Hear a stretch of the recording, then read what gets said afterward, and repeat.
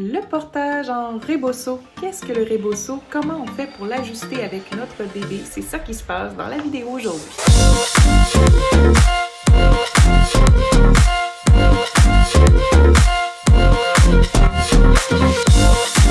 Allô les mamans, moi c'est Stéphanie, je suis monitrice de portage et conseillère en peau à peau et aujourd'hui on voit le portage avec un rebosso.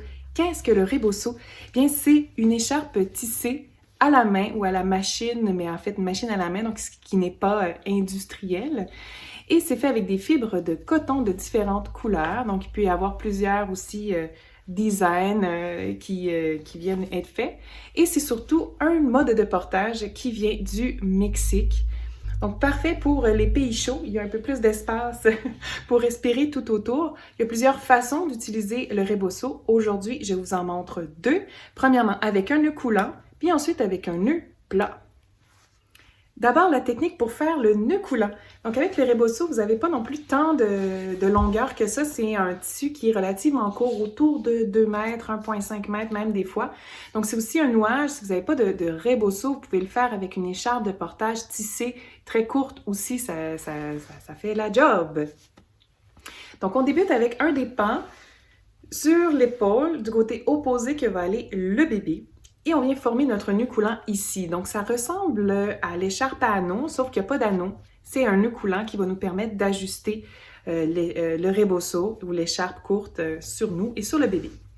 Donc, on passe en bandoulière dans le dos. On s'assure qu'il n'y ait pas de tournis de tissu dans le dos. Et on vient passer en croix au niveau de la clavicule. Le pan d'écharpe qui passe comme ça autour de nous dans le dos, il est plus long que celui qui passe sur notre épaule qu'on va appeler le brin mort, le pan d'écharpe mort, parce que lui, il ne va pas bouger. Il arrive à peu près, la fin du rebosso, là, elle arrive à peu près à ma taille, là, à peu près au nombril, pour en avoir assez long puis pas trop, c'est un petit truc. Alors, on passe le pan vivant autour de notre corps et on arrive en diagonale à peu près au niveau de la clavicule.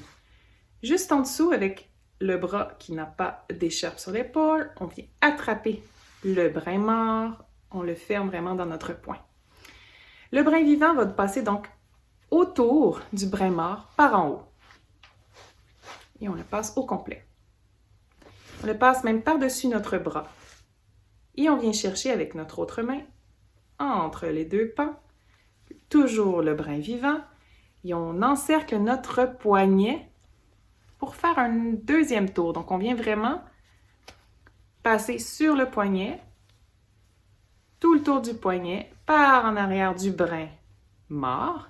Et là, on vient ouvrir la main. Vous allez prendre le brin vivant dans votre main. C'est celui-là qu'on passe dans le trou. Tada!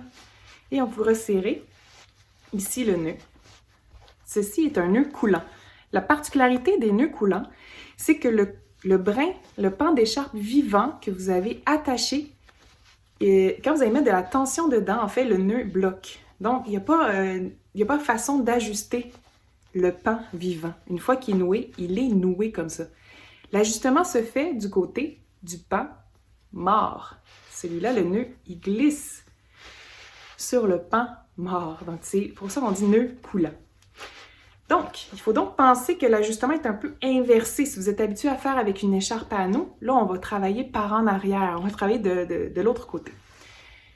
Pour aller chercher ton bébé, mets un petit peu de lousse ici jusqu'au creux du coude. Moi, je remonte un peu le nœud aussi au niveau de la clavicule pour pas qu'il descende trop sur le visage du bébé. Et on passe le bébé dans l'outil de portage. Ça ressemble beaucoup à l'écharpe à anneau. On vise le creux des genoux, on le laisse s'asseoir, et on remonte le tissu jusqu'on a besoin sur le dos du bébé. On rentre les petits bras, on garde beaucoup de tissu dans le creux des genoux pour la position assise. Moi, je replace un peu le tissu là, dans mon dos pour plus de confort. Et là, comme je vous dis, c'est le lousse. Au lieu de la porter vers l'avant, comme avec l'écharpe à anneau, on va le porter vers l'arrière du dos.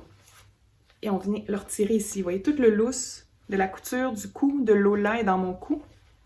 Elle vient d'en arrière et donc c'est sur le brin, le pan d'écharpe mort que je viens tirer pour enlever le lousse, enlever le petit mou.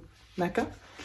Les rebosso, vous pouvez vraiment les étirer aussi sur l'épaule pour déployer le pan de tissu. Puis aussi y aller avec la main, donc remonter tout le nœud. Des fois avec le bébé, là, c'est difficile de faire ça.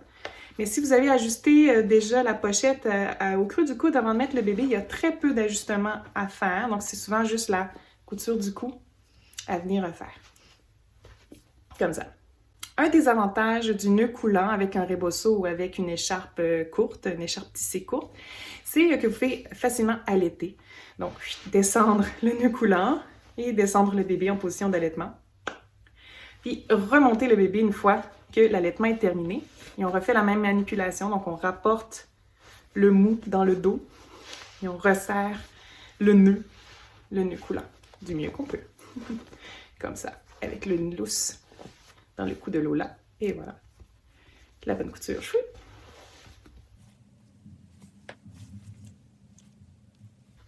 Une autre façon d'utiliser le rebosso, c'est avec le nœud plat qui, en fait, là, je vous mets le lien de la vidéo ici, c'est le porte-bébé universel, donc vraiment de la même façon que vous utilisez avec un bout de tissu qui serait un pashmina ou un pareo, vous pouvez faire exactement le même nœud avec le rebosso.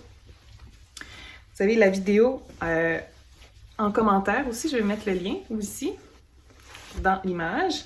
Je vous fais rapidement un double nœud qui est un nœud plat. Comme ça, et là, vous allez pouvoir venir insérer le bébé ici et venir faire l'ajustement avec une volte. Donc ça aussi, c'est une façon d'utiliser vos rebossos. Si tu as aimé cette vidéo, n'hésite pas à mettre un cœur, un pouce en l'air, à la commenter si tu as encore des questions. Et bien sûr, à la partager à une autre maman qui se demande comment installer un rebosso ou même c'est quoi un rebosso, comment on peut l'utiliser pour porter son enfant. N'hésite pas à t'inscrire à la chaîne YouTube, il y a toujours des tutoriels qui arrivent pour pouvoir mieux t'aider à porter ton bébé. Bonne journée!